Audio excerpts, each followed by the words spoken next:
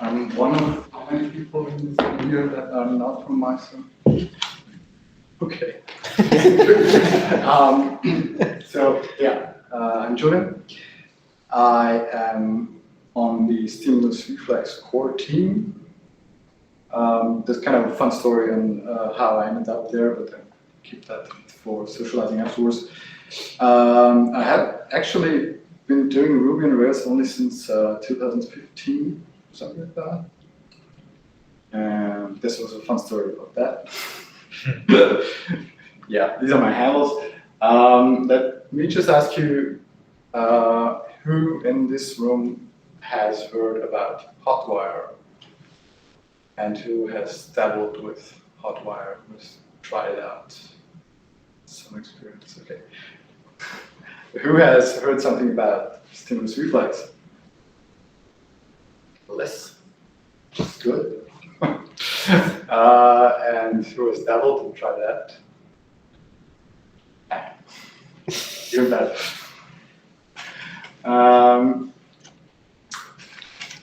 Great. So, ever since Hotwire was released in late 2020, I kind of keep getting those kind of questions. Whether I should use Hotwire or Stimulus Reflex, or will Hotwire kill Stimulus Reflex? Or is Hotwire a Stimulus Reflex successor? Because believe it or not, there was a time before Hotwire. Just nobody told GHH. Or Turbo to replace Stimulus Reflex. And these kind of questions crop up every now and then. And I say, scratch that. Because actually there isn't a war in this question at all, because they're largely orthogonal. They serve very different tasks, and that's what I'm going to talk about today, or try to convey to you. The one thing that they have in common is that they are a HTML over the wire code, so HTML fragments transported via WebSockets in most cases, and then somehow applied on the client. So that's as much as they have in common from my opinion. So I'm going to start with some definitions here. Hotwire itself is kind of an umbrella brand of the new Basecamp Rails front-end stack, and it entails Turbo. So mostly when people talk about Hotwire, they really mean Turbo. It entails Stimulus, which is, let's say it's older. I don't know if it's internally older at Basecamp, but it certainly was released some couple of years ago, which is the modest front-end JavaScript framework. And there's something called Strata, which is, nobody really knows. It's apparently a kind of bridge adapter between the native adapters of Turbo, Turbo iOS and Turbo Android, and JavaScript. And it's still says it's going to premiere in 2021. I doubt it a bit because of the Basecamp meltdown in April. But we'll see. So this is Hotwire, right? Now let us drill a bit further down. The Turbo itself is composed of 3 parts. There's something called Turbo Drive, which is that thing that we know as Turbo Links, more or less the same thing. It intercepts normal link navigation, informs emissions, and does things with it. There are Turbo Frames. Turbo Frames are kind of like supercharged iframes. You can think of them, modern iframes. It's a term that was used by the Basecamp team once. And the third part of Turbo are Turbo Streams. Turbo Streams deliver page changes over WebSockets or also server-side events server sentiments, can be used. They respond to form submissions as well, etc.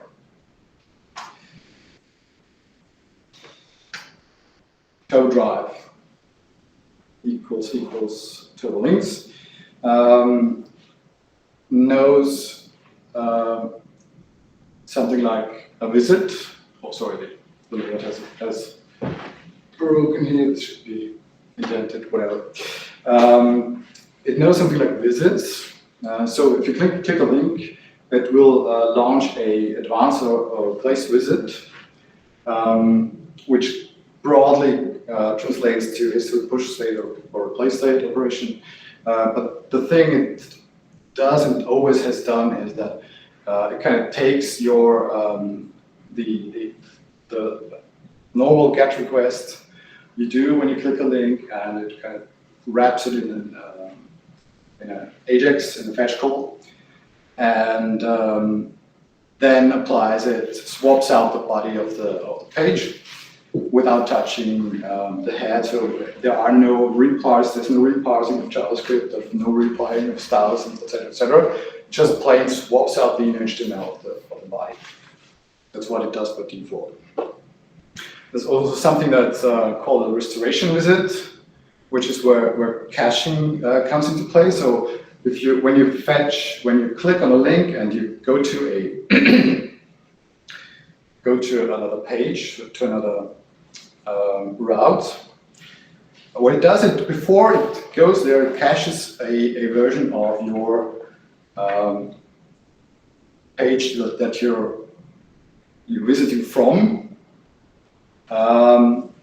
your origin in the client, so that when you hit the back button, it can show you the cached version of that page more fast.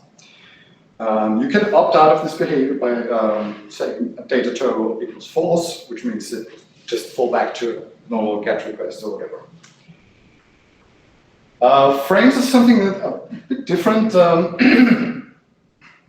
They decompose the page into parts that can be updated on request, and links and form requests are captured and automatically updated, regardless if you send the full document or just some kind of fragment. And what that means is very contrived small example. I have 2 turbo frames here.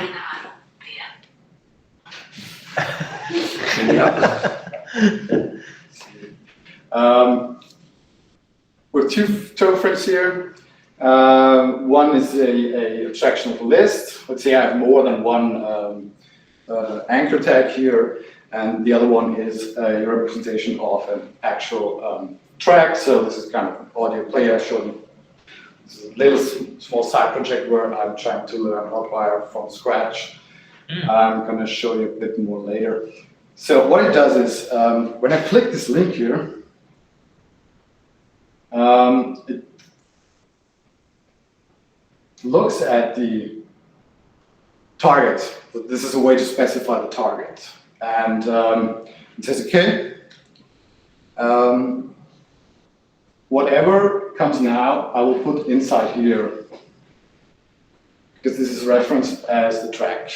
It looks at the DOM-ID, and whatever I send back, I can, in this case, I'm fetching a show route. And the show route entails, among other things, this turbo frame. So if I hit the link inside the turbo frame, it will just scope navigation to this frame. So only this gets applied. The other stuff is thrown away and is put in here. It's great for stuff like tab navigation, for example, which is you can answer to the request with whatever fragment. It just has to include the mentioned ID. Otherwise, it will complain. But yeah. Okay, strings are something a bit more complicated. A bit more ceremony in there. This is drawn from the I was going to say documentation from the handbook. How the strings deliver page changes as fragments of HTML wrapped in self-executing TurboString elements. What does that mean? Usually, they're specified by a target delete and an action, and usually delivered via WebSockets. There is a server-side events, server-send events adapter, but I don't know how many people use it. So this fragment will get sent over the wire as a WebSocket, and it needs to specify an action, and it needs to specify a target. So what I'm doing here is the same as before, actually, and specifying the target as a track. I want to replace something, and so when that gets sent over the wire to the client, the Turbo, which is actually just the client-side framework, is smart enough to just do this. It looks at the ID and pops it into the inner HTML of specified target. And there are a couple other available actions, 7 as of today. Used to be only 4, but today we looked it up, 7. You can append to a list, you can prepend something before a list, you can insert before and after something, which is a bit different because this, these two kind of target the inner scope of a list, and these are just insert adjacent HTML before and after a specific element. There are replace, update, and remove. The differentiation between replace and update is, as far as I understood it, replace will just throw away the entire div ID track and pop in the new one. And I think that update will preserve the container and just update the. So, sorry, just curious. So, one replaces the outside and the inside. Yeah. Whereas the other just replaces the inside. Yeah. The thing is that one problem that occurred with TurboStrings very in the beginning is that if you replace it, any event handlers attached to the container will be thrown away. And normally you don't want to do that because throwing them away and reinitializing them is costly, etc., etc. So the update is one of the most recent additions actually that kind of tried to put a band-aid on this circumstance, so it can keep event listeners. Yeah. Out of curiosity, sure. Would update then be a synonym for replace, but inside? I only learned of this like yesterday, so I think fair enough. Yes. There's a reason why I don't know this because I never use it. Yeah, no, fair enough. No, I'm gonna get to this. But I'd have to look at the source code because there's no documentation, because there's comment by DHH which says like we don't need documentation. The code is the documentation, right? Okay. I'd have to look at the code. Yeah, no, fair enough. So TurboStrings are also used to respond to form submissions, which is actually great, because if you remember, there were always problems with rendering client-side validations with TurboLinks. You had to kind of use a js.arb template and send back some JavaScript instructions on how to update the validated the validation error in your view. Now you can just respond with a TurboString. And for example, in this case, on a successful submission, just say, okay, the track was destroyed. I'm gonna just send a TurboString remove action, and it resolves the track with the DOM ID of the track. So this would construct such a TurboString HTML element, only that it would put remove here, and the client side turbo application would then go and remove the IDE. Mm. Yeah. So that's in a nutshell what it does. Now, what's stimulus reflex? Stimulus reflex is a library exclusively for reactive Rails. It's somewhat inspired by Phoenix LiveView. And we'll get to the differences in a minute, but it's based on a marvel of engineering called Cable Ready, which I call the missing action cable standard library. That's a separate talk I can give at another occasion, but it's really a great thing. So initially developed by Nate Hopkins, and now we're a four-person core team. And if this works, cool. It's written in Erlang, right? What? Cable ready? No. It's any cable. Any cable is written. What had an Erlang adapter now only The Go, that's now it's a Go adapter that power. because any cable go in early cable. Yeah. So I'm gonna just make a 1-minute intro to what it is. I made this stimulus reflex sandbox on Glitch, which is another talk I'm going to give next summer or something like that. Basically, what do we see here? We have somewhere in here, down here is a button. Mhm. The syntax highlighting doesn't work at all because Glitch is JavaScript only, but whatever. And this button has a few data attributes, and one is called the reflex. And whoever has used stimulus before might find this, might know the syntax.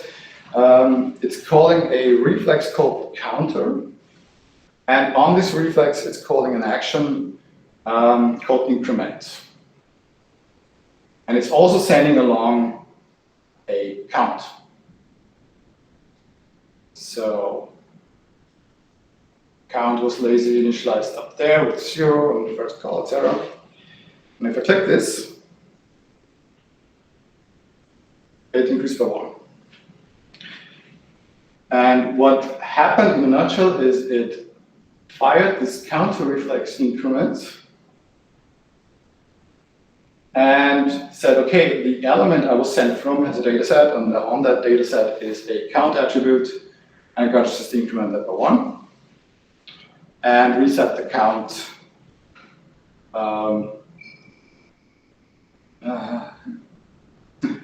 And reset the count IVAR. So, and that's all there is to it. What it does internally is, after that counter reflex is evaluated, once the count variable is updated, it does a full re-render of the route I'm currently at, sends it over with the incremented count. So this is no longer valid, like it kind of doesn't, count is now initialized as 1. So it skips over this, renders it out as 1, sends it over the wire, and it's patched on the client with Morphdom, which is kind of the heritage it shares with Phoenix LiveView. It's the same kind of process, sending over the HTML, and then using Morphdom, which is a really cool JavaScript library to parse a tree and patch it. So I can do this as many times as I want. It will always set the new data attribute to whatever, and will every time just re-render the controller, take the HTML, send it over, and the client will take care of the rest. I have a question. So a reflex is like a stimulus controller written in Ruby. Yes. Okay. It's actually exactly my definition of it. Okay. No, it really is. We have people coming in there and say, okay, now I know reflexes. Now I need to write a post reflex and a topic reflex and a whatever reflex for every resource. That's exactly actually my way of putting it is don't do that. A couple more qualifications. I'm biased. Obviously, I'm one of the four most biased persons in the world, but I try to follow the Rails golden path as far as possible. In my own apps, I use less than 10% reflexes, measured in code complexity or lines of code. So I'm going to try to give you my personal best practices or heuristics here. This is not a bad best practice. This is actually from a review I've done for a client of mine. This is a tree graph of their application. What we see here is a visualization of code complexity, ABC metric, you all know this. And they kind of found a new hammer and banged like everything that remotely looked like a nail with it. And they came up with, well, far over a third of their code in reflexes. The first thing I told them to do is rewrite stuff and use Turbo. So I'm not a one-for-all solution person. And that is, if you remember one slide, please make it this one. Turbo, by definition, being coming from DHH and the Basecamp core team is by definition resource-oriented in the way that it you issue controller requests, you get responses with resource partials like a track partial or a topic partial, post partial, whatever. Stimulus reflex is largely more aspect oriented. So what I try to advocate is don't make a post reflex and a track reflex and whatever. Make reflexes that can apply to more than one resource. A filter is a good example, like filtering a inventory of goods in a shop, for example, because you don't actually persist any state persist anything in the database. All you want is to have a reactive interface for searching. Another one is wizards, for example. Inline editing is a good example. Stuff like that.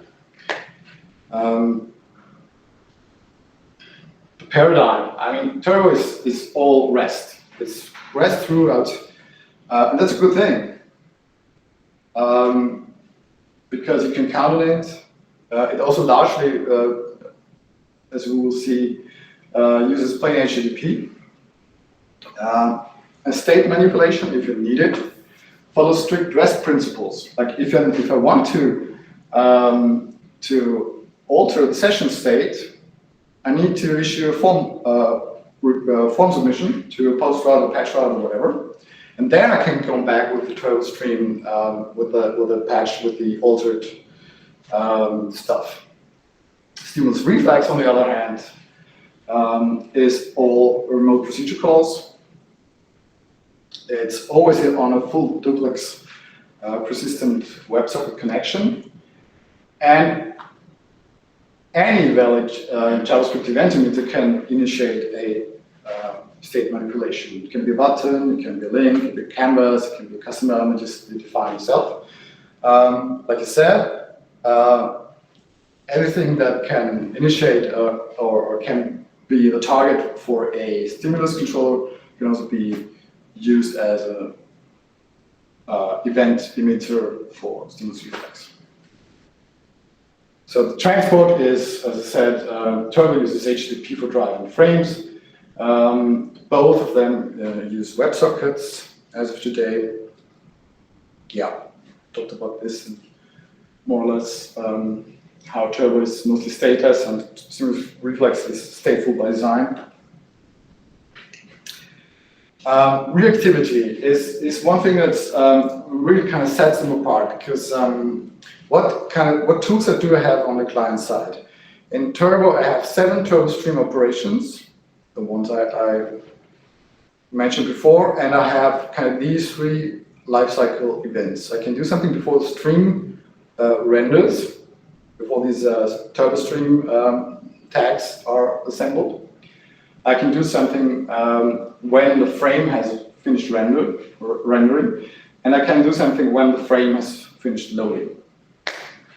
Stimulus reflex on the other side can apply 33 different operations by cable ready. You can use cable ready to set individual data attributes. So for example, envision you have a div and you set a new data attribute. You have on that div a stimulus controller listening for attribute changes. I use this for visualization all the time, like update the value on the div by cable ready and the visualization changes. We have a server-side lifecycle, the same you know from plain Rails controllers. We have client-side before success, error, halted, after, and finalized callbacks. And there are generic and custom client-side lifecycle methods. I won't go into detail on this one. The docs are really good because we think that docs are actually worth writing and reading. Yep. The scope is something that tripped me up in the very beginning. Turbo frames are referenced by IDs. In any moderately sized app, I'm gonna need a dictionary for turbo frame IDs. Because it tries to emulate a component system, but it's really not, because they can't communicate with each other. But you have to keep in mind all this turbo frame IDs all the time. Mostly they translate to DOM IDs, which is great, but as soon as I kind of have something that falls out of the haystack, I'm in trouble. Stimulus reflex has 3 kinds of invocations, actually. I don't want to get too much into detail here, but the one I showed you, where it re-renders the controller and patches, is only one. It's called page morph. You can scope this on the page by saying here we have a data reflex root, and other stuff on the page isn't touched, like a search result list, for example, could be my data reflex root. I type something into search field, and only what's in the data reflex root is called. There can be more than one, obviously, on the page. But you can also do selection morphs, which means that it completely bypasses the conventional rendering. So you can, for example, do say I want to morph this ID and put in just a string. Just update the number of present users on the page or whatever. And there are something called nothing morphs, and I encourage you to find out what that is. I'm gonna do an oral assessment next time. So I'm gonna skip. I'm gonna put these notes on speaker deck so you can explore this a little more. I want to show you a quick journey I made with Turbo and where I am today. So I'm not only a software developer. I'm a experimental electronic music, not only listener, but also maker. And there's a little side project of mine where the idea is that you have a playlist and kind of you can put more minutes of music into this box than there's space, and each of these bars is a track, and you can click on one of them. Check. So when I started implementing this, I was okay, cool, hey, this is tab navigation, right? I click on one of these, and I want something different to appear on there. And so I did it. Okay. Please turbo frame tag with list entries, which is the box up there, and down here I have a turbo frame with the active track. And it works. And then I refreshed my browser, and then noticed that yeah, start from the beginning. Right. So what if I wanted to actually persist the active track in session? So I did this. Okay, I can keep type notation. I can put the track I just fetched into the session. And what's wrong with that code?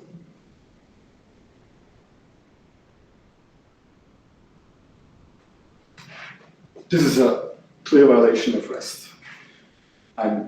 This should be a put or patch call.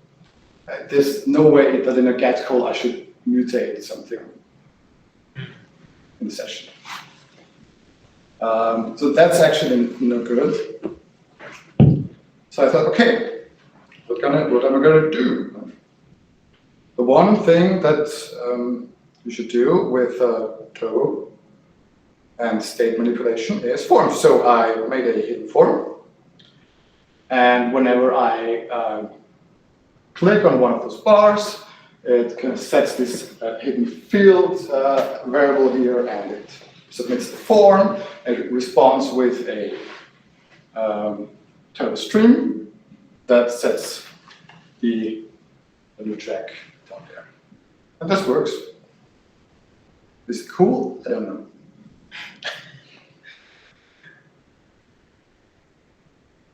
Yeah, so that's basically the server side. I have now the patch route, and I'm calling TurboStream replace. I also have to replace the list above because I want to this little animation on another element, so I do have to replace both. Okay, this works. Problem is there's still a lot of flicker.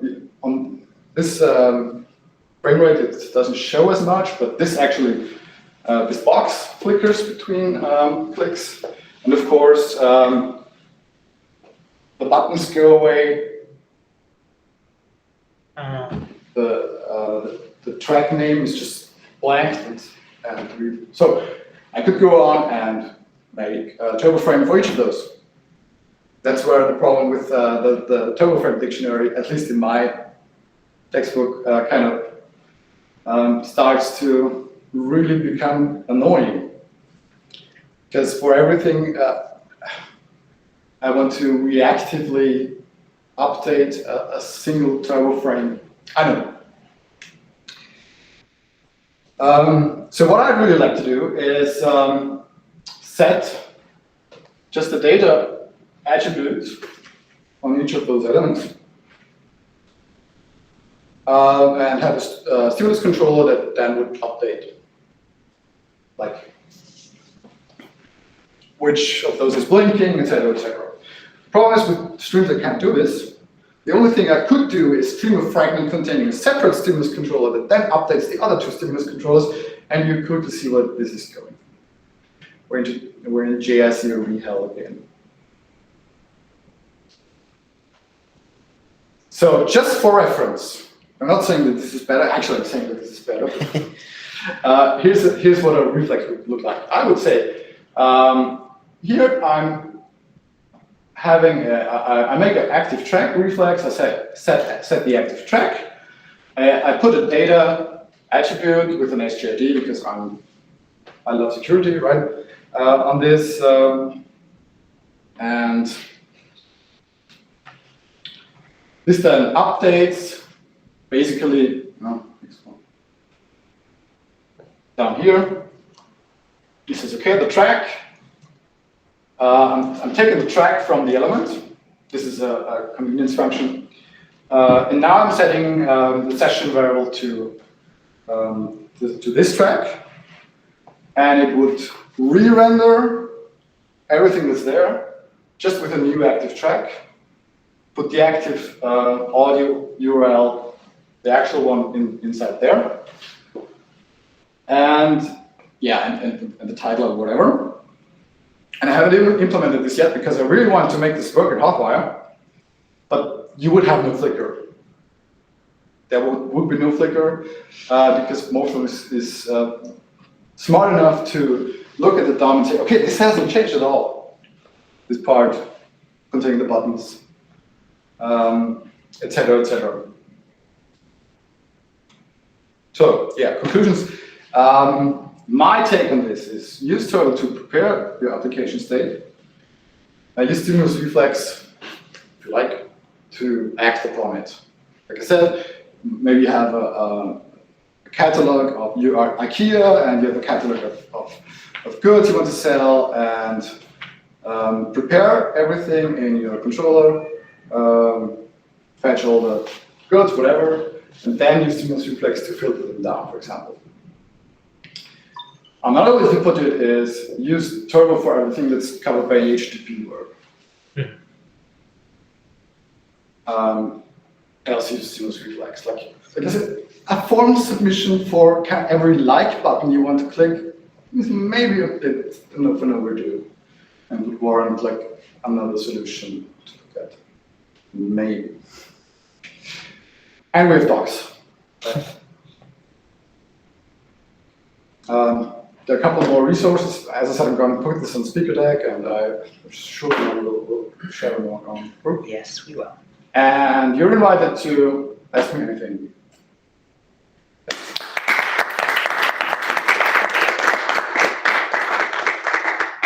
Thank you. That was watching. Do we have any questions? Yes. Yes. You said you touched upon the differences between this and Phoenix Live View. Yeah. You didn't go into too many details. Mm-hmm. Yeah, so Phoenix, I mean, you can't really emulate or re-implement Phoenix Live View because obviously in Phoenix you have a gen server for every single client connected to your machine. That's also how Phoenix Live components, etc., can work, because there's one master process dealing with the whole with one user's client, and that's just not scalable in Ruby. So when I said it's took kind of inspiration, what's interesting is that Cable Ready came out around the same time. So the library that's kind of the ground for everything came around the same time as Phoenix Live View. So similar minds, similar ideas, you know. So the idea of RPC and stateful interactions is very similar, and the implementation to the point of using more of them just to achieve that is also quite the same. What they have done is they actually go to great lengths with their view rendering, the LEX templates, to slim down payloads, etc., just update the dynamic parts, etc. We didn't bother actually, because in Rails, I think there's not really that much to be gained from it. There's much more to be gained from fragment caching, etc., etc. So yeah. Is there still one stimulus controller behind it that powers the data reflex attribute? Yes. There's one supercharged stimulus controller, Okay. Which you can. So when you create a new reflex with the generator, for example, you not only get a reflex, but you also get a custom stimulus controller that you can use or cannot use. So what I didn't say is you can also just stimulate a reflex from JavaScript. You say this.stimulate, etc. So the data reflex notation is the most terse one, but you can do much more custom things in the stimulus control that's provided. Stuff like having payloads come back, for example, which was actually quite recently added,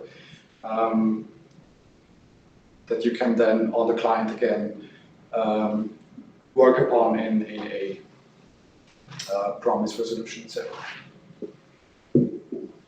So the life cycle would be you you operate on the server, and then you hit the stimulus controller again with the payload, and then you operate on the payload. Yeah, so typically, for example, you have a stimulus controller with an action, and in that action you say this does stimulate.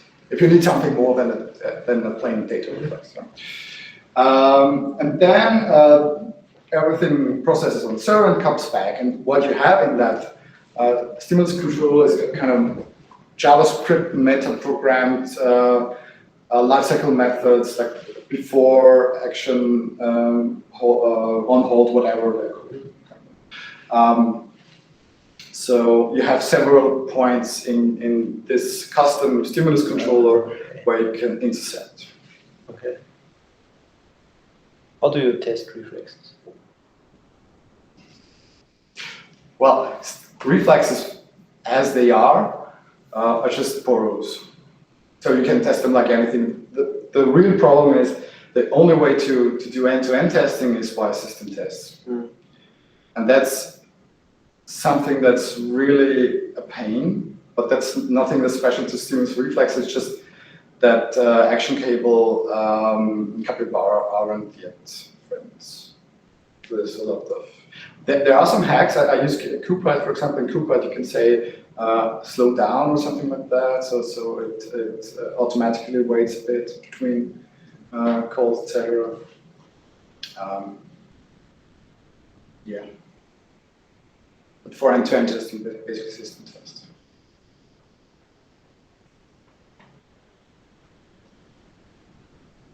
Any other questions? Let's have beer, please.